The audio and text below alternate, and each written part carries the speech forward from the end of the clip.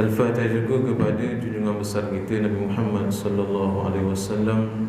Al-Fatihah. A'udzu billahi minasyaitonir rajim. Bismillahirrahmanirrahim. Alhamdulillahil alamin. Arrahmanir rahim. Maliki yaumiddin. Iyyaka na'budu wa iyyaka nasta'in. Ihdinas siratal mustaqim. Siratal ladzina an'amta 'alaihim ghairil maghdubi 'alaihim waladdallin. Amin. Alhamdulillah Rabbil Alamin. Wassalatu wassalamu ala Rasulil Karim wa ala alihi wa sahbihi wa man tabi'ahu wa nasarahu wa wala. Asyhadu an la ilaha illallah wahdahu la syarika lah, wa asyhadu anna Muhammadan abduhu wa rasuluh. Arsalahu Allah basyiran wa nadhira bayna yaday as-sa'ah, wa ballagha ar-risalah wa adda al-amanah wa nasaha al-ummah wa jahada fillahi haqqa jihadih. Amma ba'du, fa ya ibadallah ittaqullah. Wahai hamba Allah sekalian, sama-samalah kita takwa kepada Allah. Mudah-mudahan sentiasa dalam keadaan takut kepada Allah, mencintai Rasulullah sallallahu alaihi wasallam, bersyukur kepada Allah sentiasa. Mudah-mudahan kita sentiasa menjadi hamba Allah yang sentiasa mensyukuri akan nikmat-nikmat yang telah diberikan kepada kita. Kadang-kadang kita tidak sedar bahawa ada beberapa nikmat yang Allah berikan kepada kita. Di antaranya nikmat penglihatan. Allah berikan nikmat penglihatan, tetapi malangnya kita melihat perkara-perkara yang dimurkai oleh Allah. Tapi tengok benda yang diharamkan oleh Allah Subhanahu wa taala. Dia mengumpul sebanyak mungkin, seolah-olah dia mencadang dirinya untuk masuk ke dalam nerakanya Allah Subhanahu wa taala. Tetapi walaupun dia melihat perkara-perkara yang haram, pada malam yang mulia ini Allah berikan nikmat kepadanya untuk melihat rumahnya Allah, untuk melihat susunan-susunan qasidah, burdah, bazanji, salawat. Begitulah mulianya Allah, kasihnya Allah. Walaupun kita melihat, mendengar sesuatu yang diharamkan oleh Allah, namun Allah masih lagi memanggil kita, menyusun untuk kita, mengizinkan kita mendengar, melihat perkara-perkara yang mulia. Mudah-mudahan dengan perkara-perkara yang sebegini Allah akan ampunkan dosa-dosa kita. Memang tak lari, tak lekang daripada melakukan dosa dan maksiat, tapi syukur kepada Allah dengan nikmat ketaatan ini yang dibawa oleh Nabi Muhammad sallallahu alaihi wasallam. Dengan mahabbah, dengan kasih sayang. Nabi pemegang hukum. Nabi ni pemegang hukum, bermakna dia boleh sebut tentang hukum tu, hukum ni dan sebagainya. Dia tahu hukum dan dia boleh menyebut tentang hukum. Tapi Nabi menggunakan mahabbah wal hikmah. Nabi menggunakan kasih sayang dan juga kebijaksanaan Nabi Muhammad sallallahu alaihi wasallam. Kalau kita seorang yang pemegang hukum, tahu hukum, kadang-kadang semua benda kita nak sebut. Orang tu mengaku zina depan kita, contoh. Apa kita nak buat? Kita tak nak dekat dengan dia, kita hina dia dan sebagainya. Bahkan kita menghebohkan lagi kepada orang lain. Sekarang mudah heboh melalui FB ataupun Instagram dan sebagainya. Tapi pernah berlaku di zaman Nabi sallallahu alaihi wasallam, seorang perempuan datang berjumpa dengan Nabi Muhammad sallallahu alaihi wasallam. Apa yang dibuat? Jumpa Nabi sallallahu alaihi wasallam, mengaku berzina. Nak tengok betapa tingginya nilai mahabbah Rasul ini. Tengok, bila mana berjumpa dengan Nabi sallallahu alaihi wasallam mengaku berzina, ya Rasulullah, aku telah berzina. Nabi buat tak dengar dia. Ya Rasulullah, aku telah berzina. Nabi buat tak dengar. Ya Rasulullah, aku ni telah berzina, hukumlah aku ya Rasulullah. Dah banyak kali cakap, Rasulullah tanya apa bukti. Tengok, apa bukti? Padahal perempuan tu dah mengaku, perempuan tu dah berkahwin, tetapi berzina. Dan dia mengaku di hadapan Nabi, sepatutnya dah boleh jatuh hukum. Dah mengaku berzina, tetapi Nabi tidak. Apa bukti yang kamu ni berzina? Kalau kita dah heboh dalam FB kita, dalam Instagram kita, status kita, kadang-kadang kita buat status bukan nak ajak orang kembali pada Allah, nak cinta pada Nabi sallallahu alaihi wasallam. Kita buat status kerana kita geram pada orang tu.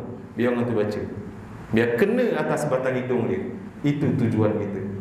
Nabi SAW tidak sedemikian. Bukannya terus menghukum, tidak, tetapi ada lagi mahabbah dan juga hikmah, kebijaksanaan Nabi SAW. Maka apa yang berlaku? Nabi tanya apa bukti, ditunjuk pada kandungan dia. Dia telah mengandung. Dia telah mengandung. Maka jawab perempuan tadi, ya Rasulullah, hukumlah aku. Hukumlah aku. Maka jawab Nabi SAW, kandungan kamu tidak bersalah. Bermakna bayi dalam tu tak bersalah pun. Yang bersalah tadi perbuatannya.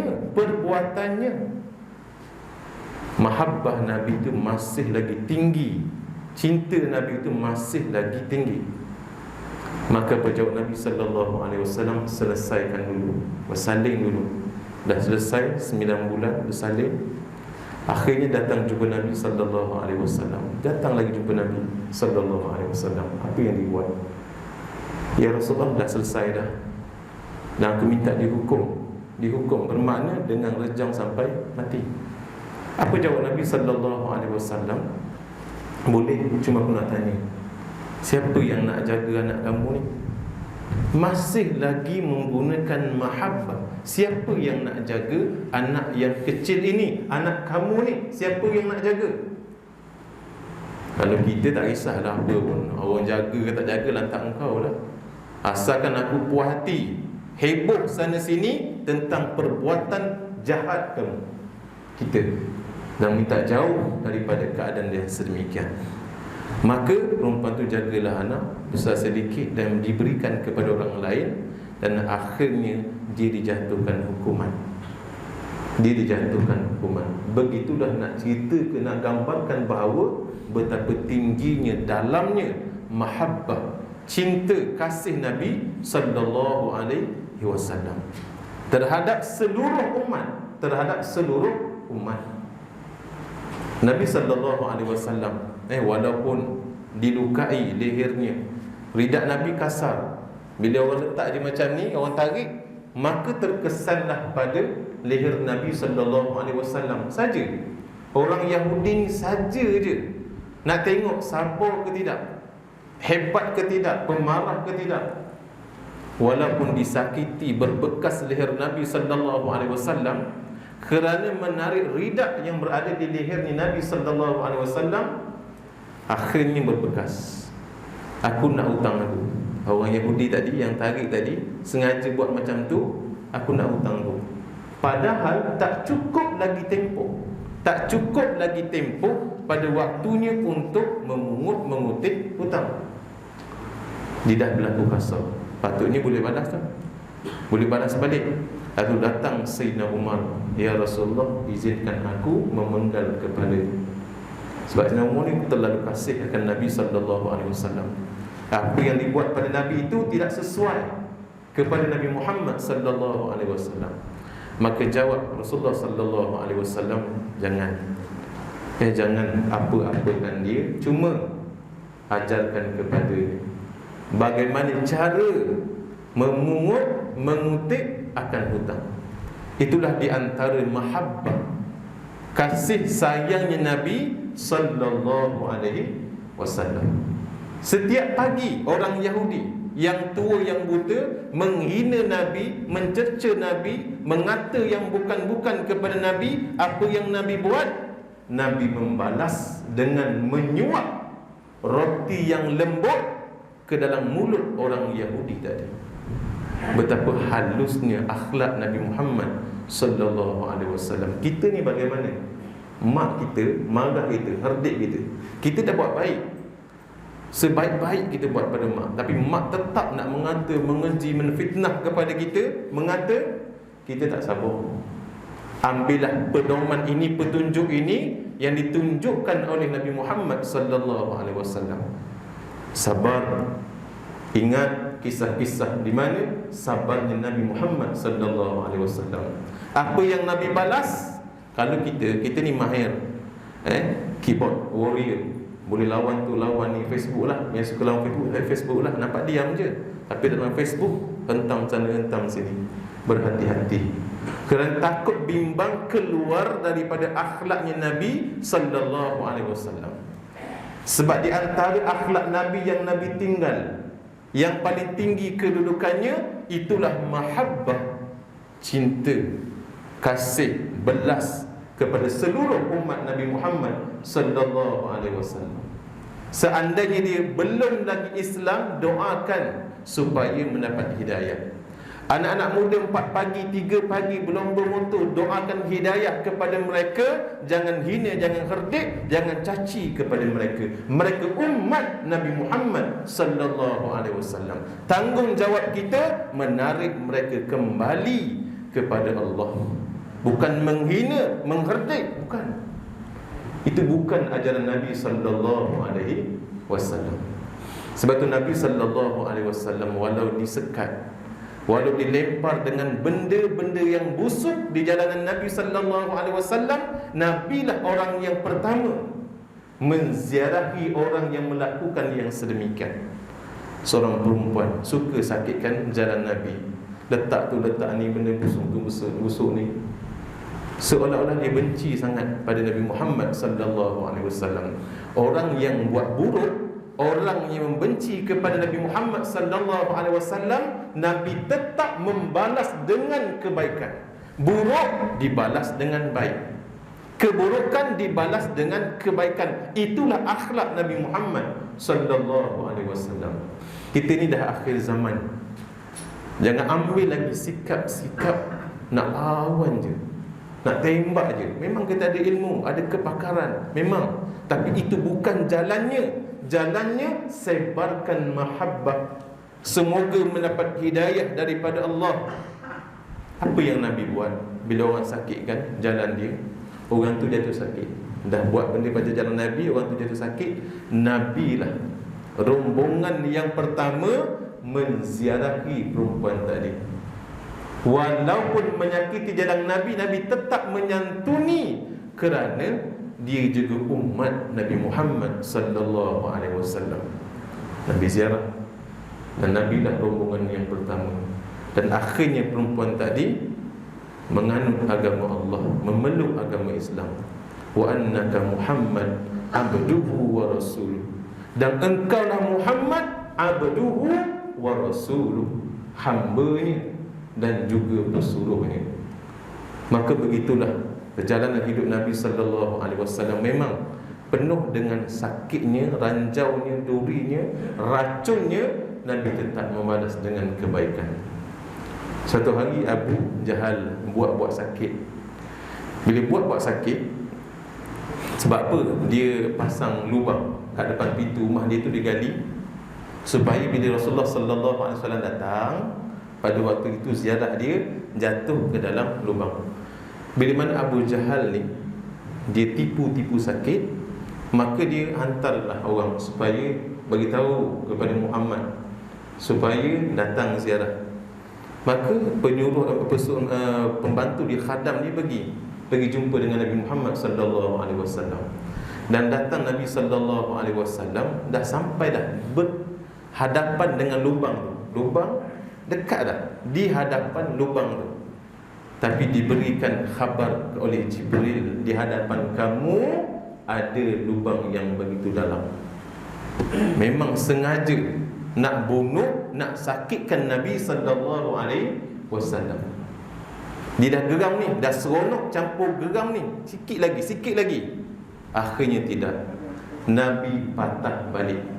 Bila Nabi patah balik, apa yang berlaku kepada Abu Jahal tadi, dia sakit hati. Dia rasa geram yang teramat sangat hinggakan dia lupa di hadapannya ada lubang yang digali. Di hadapannya ada lubang yang digali, dan dia yang jatuh. Nabi dah pergi dah. Dah pergi. Akhirnya pembantu dia, khadam dia nak angkat balik Abu Jahal tadi. Tak boleh. Nak angkat tak boleh, nak angkat tak boleh. Letak tali tak sampai. Itu azab kepada Abu Jahal. Dan akhirnya tolong panggil Muhammad, dia je yang boleh bantu aku. Tolong panggil Muhammad, dia je yang boleh bantu aku. Akhirnya Khadam tadi berlari jumpa dengan Nabi Muhammad sallallahu alaihi wasallam yang mulia, khabarkan tolong bantu dia dalam keadaan yang memerlukan pertolongan. Kalau kita dah sebut padan muka, kalau kita dah padan muka dah, nak sakitkan kita dia yang kena padan muka, dah kena tulah katanya.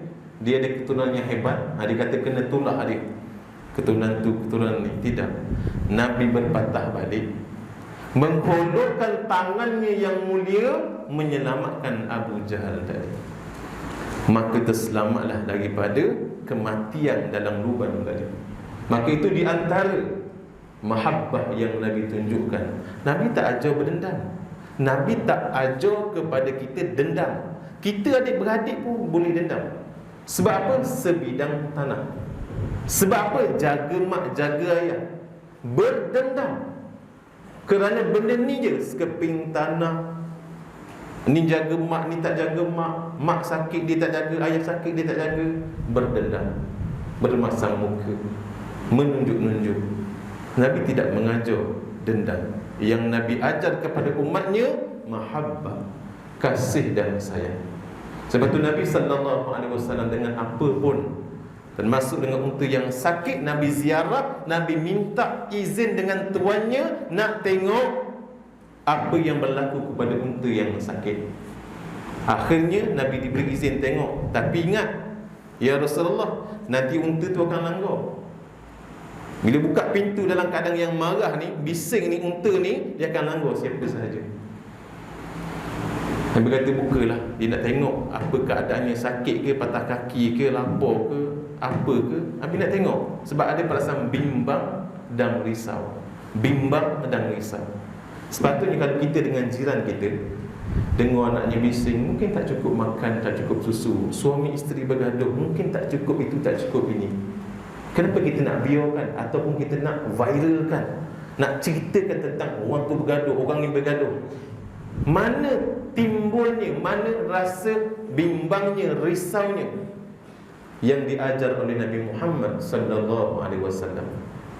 Kalau boleh timbul dua ni, bimbang dan risau, akan lahirlah mahabbah, rasa kasih kepada seluruh umat, termasuk juga haiwan.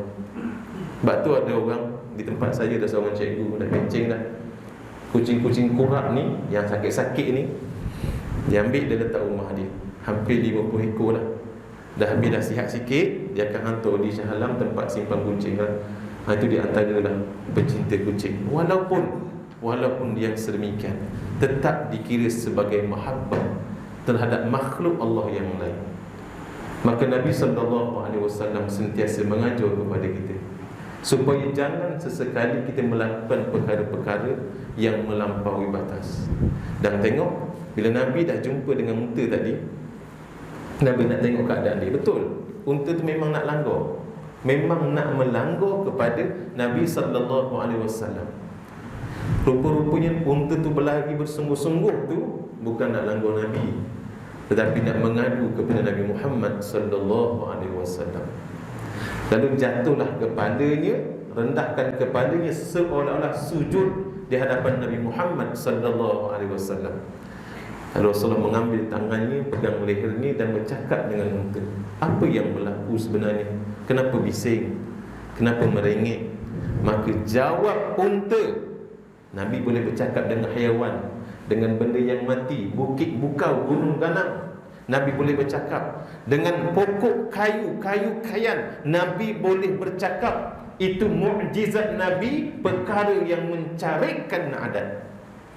Kalau kita nak usaha, nak fikir, memang tak dapat. Tapi perlu beriman kepada Nabi Muhammad sallallahu alaihi wasallam. Bercakap. Maka unta tu jawab, tuanku dah tahu aku ni tua, lepas tu beri kerja yang banyak, lepas tu dia tidak memberi upah yang secukupnya. Tua, kerjanya banyak, tapi upah yang tidak secukupnya. Minum airnya kurang, makanannya kurang. Maka begitulah. Maka didengar, betul ke tak? Tanya Rasulullah pada tuannya, betul. Ya Rasulullah, selepas daripada ini, unta ni tak akan kerja berat lagi, tidak akan bekerja dengan kerja yang berat, melainkan dengan kerja yang ringan. Sebab apa dia tua? Dan makan minumnya yang akan kuberikan secukupnya. Nampak tak kasih sayang Nabi sallallahu alaihi wasallam yang timbul daripada risau dan bimbang, akhirnya timbul mahabbah. Yang kita ni kalau boleh, kita je nak masuk syurga, kita je. Yang ni tak payah, kita je. Orang tu tak payah, anak beranak kita je masuk syurga. Siapa yang seronok sangat nak tengok orang lain, hamba Allah yang lain masuk ke dalam neraka? Siapa? Bukankah iblis? Bukankah syaitan? Kalau kita rasa seronok sangat nak tengok orang tu kena bala, masuk neraka, jahil selama-lamanya, kufur selama-lamanya, munafik selama-lamanya, siapa ni? Kalau kita suka, itulah sifat dia mewarisi sifat kesyaitanan. Syaitan itulah benda ni. Sebab tu biar kita rasa nak tarik orang kita kenal ke tak kenal dengan cara kita lah, supaya balik kepada Allah, balik kepada Rasul, pujuk dia dengan apa cara sahaja, walaupun dengan secawan air, sedikit air, apa yang kita ada, pujuk mereka supaya balik kepada Allah, balik kepada Rasulullah sallallahu alaihi wasallam. Maka itu di antara yang diajar oleh Nabi Muhammad sallallahu alaihi wasallam. Tengok lagi mahabbah Rasul, dibaling dengan batu. Nak sampai di Taif, masuk dulu, masuk. Dah sampai Taif tu bukan turun baling batu, ajak masuk dulu dalam pejabat, jumpa dia orang besar-besar dulu. Masuk, jumpa dia orang besar. Rupa-rupanya bukan nak hidang makan, bukan nak hidang minum, nak tendang Nabi sallallahu alaihi wasallam. Dia tendang Nabi, dia tolak Nabi, dan jatuh Nabi, tersungkur Nabi Muhammad sallallahu alaihi wasallam kerana nak menyampaikan la ilaha illallah. Hari ni orang sambut kita dengan makanan yang hebat. Nabi disambut dengan tolakan, tendangan, tersungkurnya Nabi Muhammad sallallahu alaihi wasallam. Lepas tu bukan tersungkur biasa, kat depan tu dah ada pemuda-pemuda yang bersiap sedia dengan batu yang banyak untuk membaling Nabi sallallahu alaihi wasallam. Akhirnya dihalau Nabi dengan batu. Orang muda baling batu, sakit, kuat dan sakit. Kena Nabi, kepala berdarah, kena gusi-gusi pecah, gigi patah, mengalir darah yang begitu banyak, sampai basah baju Nabi dengan darah yang mulia. Akhirnya darah tu mengalir sampai ke capal Nabi Muhammad sallallahu alaihi wasallam.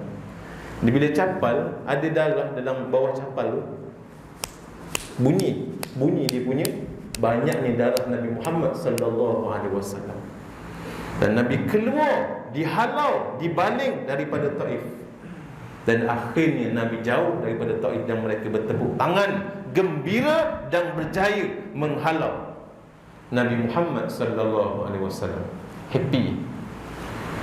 Datang malaikat yang menjaga gunung, yang menjaga bukit di kawasan Taif. Ya Rasulullah, izinkan kami mengangkat gunung ganang, bukit bukau yang berada di sini untuk kami hempapkan di atas kepala penduduk Taif.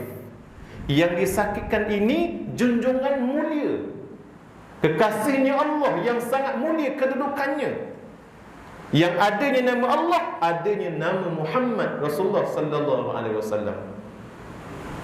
Keturunannya mulia sampailah kepada Nabi Adam alaihissalam, sangat mulia, tapi dihina oleh penduduk Taif. Tawarannya angkat bukit bukau gunung ganang, nak hempap di atas kepala penduduk Taif. Apa jawab Nabi?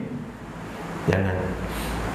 Ringkasnya, Nabi mengangkat tangan dengan bersungguh-sungguh. Bukan gini, ini bersungguh juga, ini lagi bersungguh. Tinggi keadaan tangan Nabi sallallahu alaihi wasallam. Apa yang Nabi doa? Allahumma hdi qaumi fa innahum qaumul la ya'lamun. Doa yang paling tinggi kedudukannya, doa daripada Nabi Muhammad sallallahu alaihi wasallam, dan juga doa hidayah kepada orang lain. Doa hidayah ni nampak biasa je, tapi besar dia punya perjalanannya dan kesannya. Nabi doa, Allahumma hdi, dalam keadaan berdarah, dalam keadaan sakit, Nabi berdoa, ya Allah, Engkau kurniakanlah petunjuk hidayah kepada kaumku ini, bukan kepada mereka sahaja, kaumku ini. Allahumma hdi qaumi, dekat di hati, dekat di hati Nabi sallallahu alaihi wasallam. Bermakna, ya Allah, Kau kurniakanlah hidayah kepada umatku ini. Ada orang tu dah sakitkan Nabi sallallahu alaihi wasallam. Qaumi, kaumku, umatku, fa innahum qaumul la ya'lamun. Sesungguhnya mereka ni belum lagi tahu. Itu di antara pengorbanan cinta Nabi sallallahu alaihi wasallam yang perlu terserap dalam jiwa kita. Kadang-kadang kita dah buat baik, orang balas dengan benda yang tak baik. Ingat, balas dengan benda yang baik. Cuba amalkan sunnah yang besar ini. Orang buat baik, kita balas baik. Orang buat buruk, kita balas dengan kebaikan. Itu sunnah Nabi Muhammad sallallahu alaihi wasallam. Walaupun siapa pun kita, Nabi sallallahu alaihi wasallam. Kita dengan anak kita macam mana? Anak kita kacau kita. Kadang-kadang yang kecil-kecil kita marah. Yang kecil 5-6 tahun kita dah pam sekali. Bayangkan 5-6 tahun tu kita dah pam sekali. Tengok Nabi sallallahu alaihi wasallam datang tetamu di rumah Nabi sallallahu alaihi wasallam. Bila tetamu datang ni membawa rahmat, balik dia membawa berkat. Akhirnya bila Nabi dah layan tetamu, ikramud duyuf, layan, tiba Nabi berpaling. Tengah elok-elok ni, ini kan paling mulia tetamu. Nabi berpaling seolah-olah ada lagi yang mulia daripada tetamu.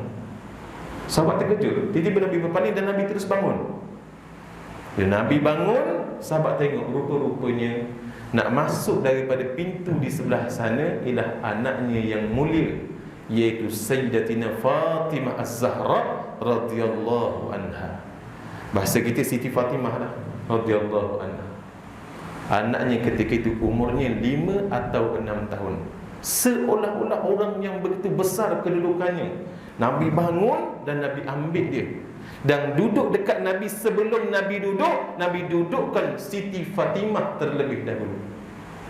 Nampak tak kemuliaan Nabi, tingginya akhlak Nabi Muhammad sallallahu alaihi wasallam. Kita hari ini macam mana dengan anak kita? Yang kita menghina, yang kita mencaci, mencerca, yang kita terlalu kasar. Bila hari terakhir kita sebut pada anak kita, ayah sayang kamu. Hari terakhir kita sebut kepada anak kita, mak sayang kamu, ayah sayang kamu, ibu sayang kamu. Bila hari terakhir kita menyebut kepada anak kita, walaupun dah besar sedikit, dah remaja sedikit, sebutlah perkara ini tentang rasa kasih sayang kita kepada anak kita, seperti mana yang ditunjukkan oleh Nabi Muhammad sallallahu alaihi wasallam. Nabi sallallahu alaihi wasallam sentiasa dalam keadaan menyampaikan, iaitu mahabbah, rasa kasih dan sayang kepada seluruh umat. Kita sebagai umat Nabi Muhammad sallallahu alaihi wasallam, jangan kita saling membenci di antara satu sama lain. Kerana benci lahir daripada sombong. Aku benci dah dia. Bila kita benci seorang tu, kita ni Islam, kita benci seorang je, tak ramai. Katakanlah orang Islam ni million, ramai, tapi kita benci seorang dia. Kita dan orang ni, kita sangat benci, tak boleh tengok muka dia. Memang sangat benci. Tengok, di antaranya lahirnya benci daripada kesombongan. Dan orang yang sombong sudah tentu tidak akan dapat bawang syurga. Walaupun 500 tahun perjalanan dah bau dah, itulah bawang syurga. Bagi orang yang sombong, tidak bau sedikit pun. Satu, kalau kita memandang orang tu dengan penuh kesombongan, tengok dia dengan sombong. Kita tinggi, orang tu rendah. Kita kaya, orang tu tak ada apa-apa. Orang tu pelajaran menghina dia. Pandang dengan kesombongan, maka mata ini yang kita rasa mulia ni tidak layak untuk melihat wajahnya Nabi Muhammad sallallahu alaihi wasallam. Sebab itu berhati-hatilah dengan perasaan benci terhadap orang lain. Bayangkan seorang lawan seorang. Kita ni baguslah katanya bagus. Kita benci pada orang ni. Tengok dalam kubur nanti di alam barzakh nanti, datang malaikat tanya, di antara soalannya, siapakah saudaramu? Siapakah saudaramu? Jawab, orang Islam itulah saudaraku. Yang kamu benci ni siapa? Yang kamu benci seorang ni siapa? Orang Islam. Tak mampu untuk menjawab soalan tadi, walaupun seorang yang kita benci. Sebab itu hari ni, malam ni, cubalah tanamkan satu sifat kasih sayang. Nak ikut kasih sayang Nabi sallallahu alaihi wasallam kepada umat baginda sallallahu alaihi wasallam. Kalau kita dah lama tak kongsi makanan dan sebagainya, cubalah masak yang baik-baik, berkongsi makanan dan sebagainya dengan cara yang sihat. Mudah-mudahan itu yang mengikat. Kadang-kadang sebelah rumah kita memang pelamnya jadi, pelamnya cantik, mangganya cantik, tapi tak pernah sampai kepada jiran sebelah. Nenasnya begitu cantik, wangi dan sebagainya, tak pernah sampai kepada jiran sebelah. Sampaikan, nenas ke, pelam ke, apa sahaja, sampaikan. Kerana nak mengikut, nak mengikat, iaitu mahabbah, rasa cinta kepada Allah, rasa cinta kepada Rasulullah sallallahu alaihi wasallam. Rasulullah sallallahu alaihi wasallam sentiasa mengingatkan kita tentang perkara-perkara yang mana jangan sampai kita menjerumuskan, yang saya sebut awal tadi, mencadangkan, iaitu tubuh badan kita ini untuk masuk ke dalam api neraka Allah Subhanahu wa ta'ala. Hari ini Nabi tinggalkan solat, maka perbanyakkan solat. Saya ulang lagi sekali, solat. Dan perkara-perkara yang berkaitan dengan solat, solat sunat termasuk sekali. Yang lebih afdalnya, pastikan solat fardu. Saya ulang banyak kali. Yang kita tinggal, jangan kita tangguh lagi. Dah kita tinggal, yang mesti dan wajib diqada, mesti dan wajib diqada, jangan kita tangguh lagi. Ini dah akhir-akhir ni. Kalau kita tangguh lagi, bimbang.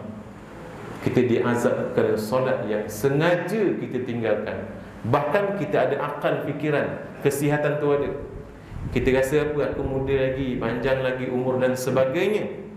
Sedangkan umur kita makin hari makin nak habis. Umur kita ni makin hari makin nak habis. Bermula daripada kita lahir sampailah hari ni, umur kita makin hari makin nak habis. Begitulah sepatutnya ingatkan tentang diri kita, kerana itu di antara pesanan Nabi sallallahu alaihi wasallam. Walaupun Nabi dah tak mampu untuk solat berjemaah secara normal ketika itu, Nabi tetap lagi memandang dan menasihati as-salah, as-salah, as-salah. Jaga sembahyang, jagalah solat, jagalah solat. Kerana itu di antara pesanan Nabi sallallahu alaihi wasallam. Nak jadi apa pun jadilah, solat jangan ditinggalkan. Pesanlah pada anak kita. Berjaya macam mana, hebat pun macam mana, pesan selalu supaya jangan tinggalkan solat. Jangan kata 1000 kali selagi kita hidup, pesan kepada anak kita, jangan tinggal solat, jangan tinggal solat. Mana yang duduk dengan kita umur 10 tahun ke atas, dah tinggal, bagi dia sedikit hukuman. Jangan sampai rontang macam tu. Sedikit, tinggal solat bagi sini, sikit bagi dia. Dan kali jangan tinggal solat. 10 tahun ke atas dah boleh bagi sedikit rotan pada anak kita. Kadang-kadang dia asyik dengan ni, asyik dengan kemodenan, game sampai ke pagi, hingga kadang-kadang solat pun tidak, zuhur kadang-kadang tidak, asar pun kadang-kadang kena ingatkan, kadang-kadang tinggalkan perkara-perkara yang wajib.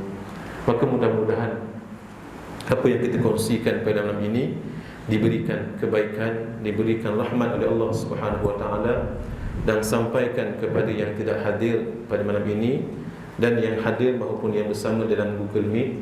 Mudah-mudahan diberikan keberkatan dan diberikan rahmat oleh Allah Subhanahu wa ta'ala, dilimpahkan mahabbah, rasa kasih sayang terhadap seluruh umat Nabi Muhammad sallallahu alaihi wasallam. A'udzubillahi minasyaitonir rajim. Bismillahirrahmanirrahim. Alhamdulillahirabbil alamin, wassalatu wassalamu ala asyrafil anbiya'i wal mursalin Sayyidina Muhammad wa ala alihi wa sahbihi ajma'in. Ya Allah, ya Tuhan kami, ampunilah dosa-dosa kami, dosa kedua ibu bapa kami, dosa ahli keluarga kami, dosa guru-guru kami, dosa muslimin muslimat, mukminin mukminat yang masih hidup ataupun yang telah meninggalkan kami, ya Allah. Ya Allah, ya Tuhan kami, seandainya kedua ibu bapa kami, ya Allah, yang telah meninggalkan kami, ya Allah, sedang diazab oleh-Mu, ya Allah, dengan keberkatan kami berada dalam majlis-majlis seperti ini, ya Allah, Engkau angkatkanlah azab bagi mereka berdua, ya Allah. Engkau kasihanilah mereka berdua, ya Allah. Ya Allah, ya Tuhan kami, seandainya kedua ibu bapa kami dalam keadaan sakit, ya Allah, Engkau sembuhkanlah mereka berdua, ya Allah. Ya Allah, ya Tuhan kami, Engkau ampunkanlah, ya Allah. Engkau rahmatilah, ya Allah. Almarhum Maida mudah-mudahan ditempatkan bersama dengan orang-orang yang saleh dan salihah. Mudah-mudahan ditempatkan juga bersama dengan orang-orang yang beriman. Diluaskan kuburnya, ya Allah. Dijadikan kuburnya satu taman daripada taman-taman syurga-Mu, ya Allah. Perkenankanlah doa kami ini, ya Allah. Ya Allah, ya Tuhan kami, satukan hati kami, ya Allah, dalam kalimah la ilaha illallah Muhammadur Rasulullah. Hidupkan kami dalam keadaan beriman kepada-Mu, ya Allah. Matikan kami, ya Allah, dalam keadaan beriman kepada-Mu, ya Allah. Himpunkan kami di mahsyar-Mu nanti, ya Allah, bersama dengan orang-orang yang beriman, ya Allah. Dan kurniakanlah kepada kami semua, ya Allah, dapat syafaat Nabi Muhammad sallallahu alaihi wasallam. Ya Allah, ya Tuhan kami, ada sahabat-sahabat kami, ya Allah, yang sedang diuji dengan COVID-19, ya Allah, dan juga dalam keadaan kuarantin, ya Allah. Engkau mudahkanlah urusan mereka, ya Allah. Engkau jagalah mereka, ya Allah. Sesungguhnya Engkaulah sebaik-baik penyembuh dan penjaga, ya Allah. Hasbunallahu wa ni'mal wakil. Hasbunallahu wa ni'mal wakil. Hasbunallahu wa ni'mal wakil. Ni'mal maula wa ni'mal nasir. Rabbana atina fid dunya hasanah wa fil akhirati hasanah wa qina adzaban nar. Wa sallallahu ala sayyidina Muhammad wa ala alihi wa sahbihi wa sallam. Walhamdulillahi rabbil alamin. Taqabbalallahu minkum. Tasbih kafarah dan syukur al-asr. Subhanakallahumma wa bihamdik, asyhadu an la ilaha illa anta, astaghfiruka wa atubu ilaik. Bismillahirrahmanirrahim. Wal 'asri innal insana lafi khusr illa alladhina amanu wa 'amilus solihat wa tawassaw bil haqq wa tawassaw bis sabr. Assalamualaikum warahmatullahi wabarakatuh.